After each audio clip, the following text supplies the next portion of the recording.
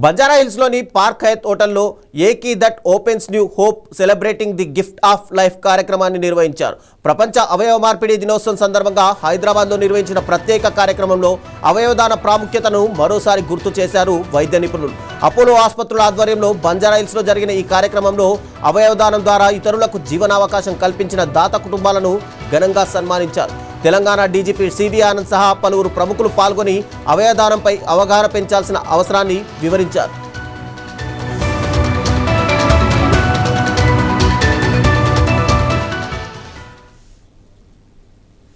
Transplant world transplant day ఈరోజు.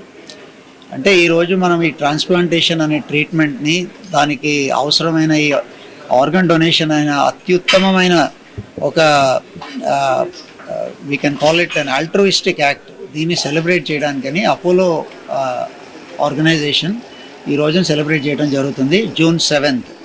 So transplant అనేది మన శరీరంలో ప్రతి అవయవాన్ని మార్చవచ్చు. ఇప్పుడు liver transplantation, heart transplantation, lung transplantation, kidney transplantation, ప్రతి ఒక్క అవయవం పూర్తిగా పాడైపోయినప్పుడు ఇంక ఇది మందుల ద్వారా మనం బాగు చేసుకోలేము అనుకున్నప్పుడు ఈ అవయవాలని మార్చడం జరుగుతుంది. దీన్ని మనం ట్రాన్స్ప్లాంటేషన్ అంటాం అన్నమాట. మనకు ట్రాన్స్ప్లాంట్ చేయడానికి అత్యవసరమైంది ఏంటి అంటే మనకు అవయవదానం కావాలి, ఆర్గన్ డొనేషన్ జరగాలి. అక్కడి నుంచి ట్రాన్స్ప్లాంటేషన్ స్టార్ట్ అవుతుంది. ఆర్గన్స్ లేనప్పుడు ట్రాన్స్ప్లాంటేషన్ అనేదే ఉండదు. సో ఈ అన్నిటికంటే ముఖ్యంగా మనం ట్రాన్స్ప్లాంట్ మాట్లాడుకున్నప్పుడు అవయవదానం, ఆర్గన్ డొనేషన్ గురించి మాట్లాడుకోవాలి. దాని గురించని ఈరోజు మనము మన జీవన్దాన్ చీఫ్ శ్రీభూషణ్ గారిని, మన స్టేట్ డీజీపీని, కొంతమంది అవయవదానం అత్యుత్తమైన ఈ ఆల్ట్రూయిస్టిక్ యాక్ట్ చేసిన కొన్ని డోనర్ ఫ్యామిలీస్ని పిలవడం జరిగింది. రిసిపియంట్స్ కొంతమంది దీంట్లో టీచర్స్ ఉన్నారు, మెడికల్ స్టూడెంట్స్ ఉన్నారు.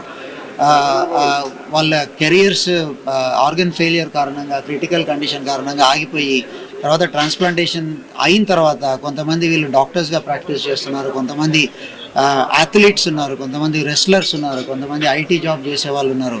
వీళ్ళందరూ కూడా మళ్ళీ ఒక నార్మల్ క్వాలిటీ ఆఫ్ లైఫ్కి రికవర్ అవ్వడం అనేది జరుగుతుంది. బట్ ఇవన్నిటికంటే కూడా ముఖ్యంగా అవయవదానం, ఆర్గన్ డొనేషన్ అనేది చాలా ఇంపార్టెంట్. సో దీని గురించి అని చర్చలు జరిగాయి. ఇది ఎట్లా చేయాలి, మనకి పబ్లిక్కిను తర్వాత ఈ హెల్త్ కేర్ ప్రొవైడర్స్ మధ్య ట్రస్ట్ ఎట్లా పెంచాలి, ప్రాసెసెస్ ఎంత వాటర్ టైట్గా ఉండాలి. ఆర్గన్ డొనేషన్ జరిగేటప్పుడు ప్రాసెసెస్ చాలా ఇంపార్టెంట్ అనమాట. దాన్ని మనకి బ్రెయిన్ డెత్ డిక్లరేషన్కి ప్రాసెసెస్ అవసరం. 2, 3, 4 డాక్టర్స్ కలిసి డిసైడ్ చేయాల్సి ఉంటుంది.